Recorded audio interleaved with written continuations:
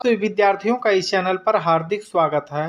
इस टॉपिक में हम हिंदी व्याकरण के महत्वपूर्ण एमसीक्यू प्रश्नों को देखेंगे जो प्रतियोगी परीक्षाओं के लिए वेरी इम्पोर्टेंट है। तो आइए बिना रुके हम इसे शुरू करते हैं। पहला आपका प्रश्न है, बेइंसाफी में प्रयुक्त उपसर्ग है।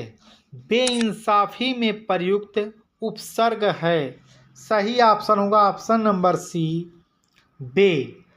दो अथवा दो से अधिक शब्दों से मिलकर बने हुए नए सार्थक शब्द को क्या कहते हैं? दो अथवा दो से अधिक शब्दों से मिलकर बने हुए नए सार्थक शब्दों को क्या कहते हैं?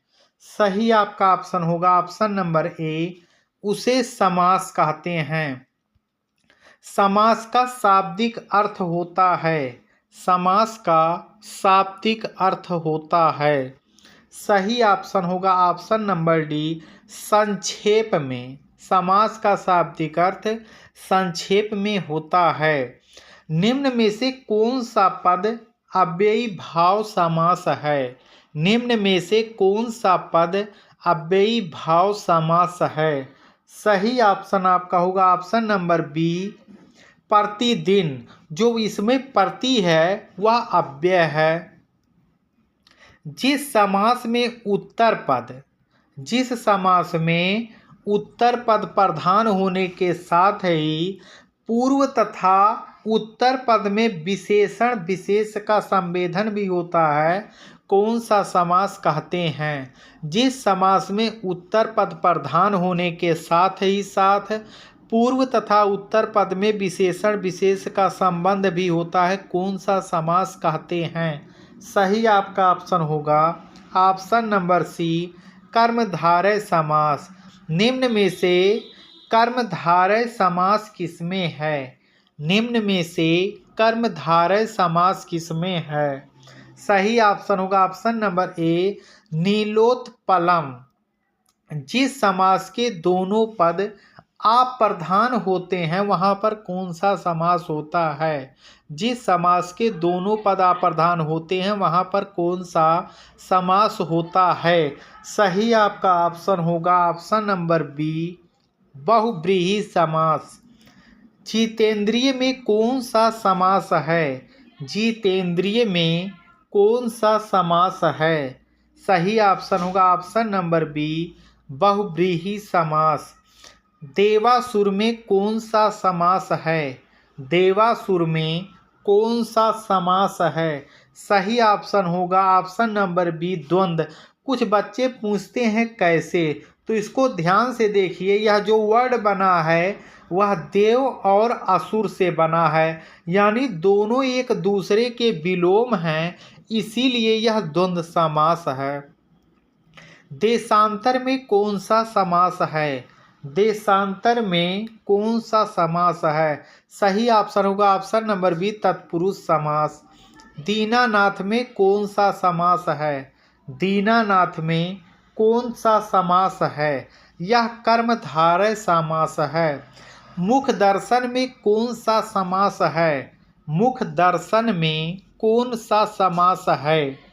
सही आपका ऑप्शन होगा ऑप्शन नंबर ए, तत्पुरुष समास। कौन सा शब्द बहुव्रीहि समास का सही उदाहरण है? कौन सा शब्द बहुव्रीहि समास का सही उदाहरण है? सही आपका ऑप्शन होगा ऑप्शन नंबर बी, पंचानन। निशाचर में कौन सा समास है? निशाचर में कौन सा समास है? सही ऑप्शन होगा ऑप्शन नंबर बी, बहुव्रीहि समास। चौराहा में कौन सा समास है?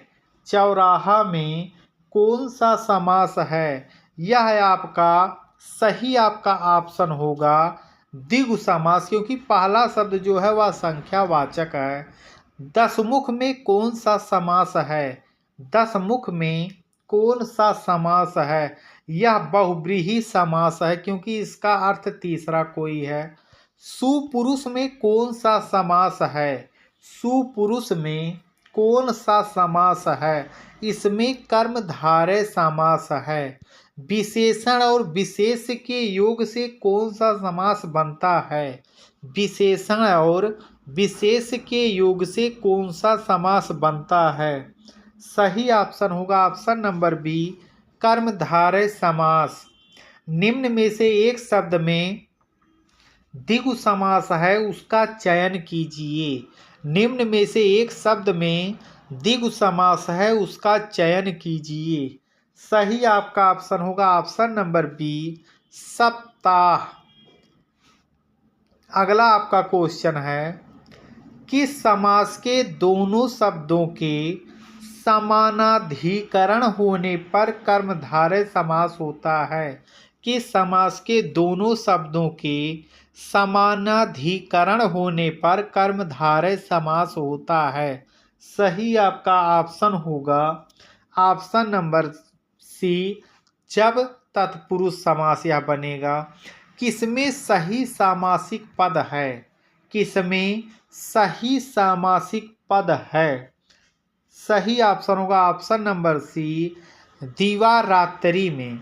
द्विगु समास का उदाहरण है। सही आपका ऑप्शन होगा ऑप्शन नंबर बी, त्रिभुवन। त्रिभुवन जो है वह द्विगु समास है।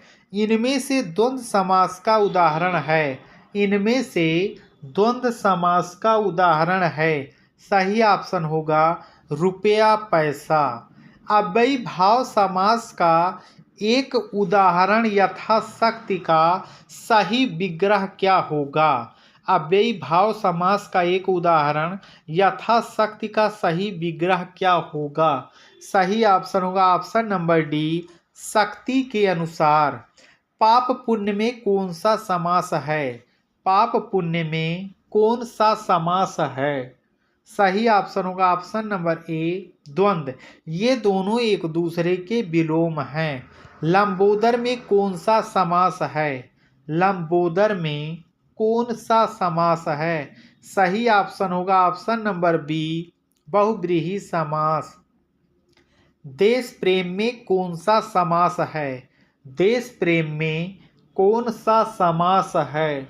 सही ऑप्शन होगा ऑप्शन नंबर ए, तत्पुरुष समास। परमेश्वर में कौन सा समास है? यह वेरी इंपॉर्टेंट प्रश्न है। परमेश्वर में कौन सा समास है? सही ऑप्शन होगा ऑप्शन नंबर सी, कर्मधारय समास। गौशाला में कौन सा समास है? अगला आपका प्रश्न है, गौशाला में कौन सा समास है?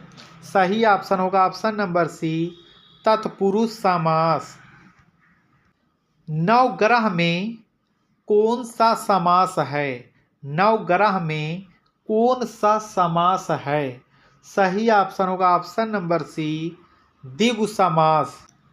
अगला आपका प्रश्न है, कन्यादान में कौन सा समास है? कन्यादान में कौन सा समास है? सही आपका ऑप्शन होगा ऑप्शन नंबर डी, तत्पुरुष समास।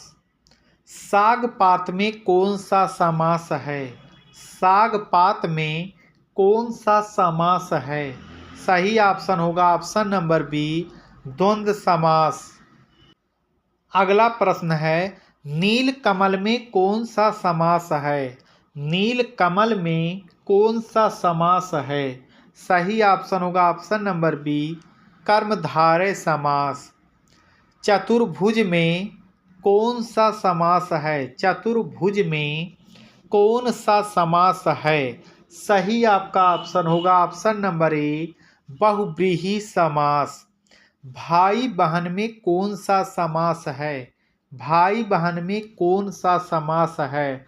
सही ऑप्शन होगा ऑप्शन नंबर डी, द्वंद्व समास।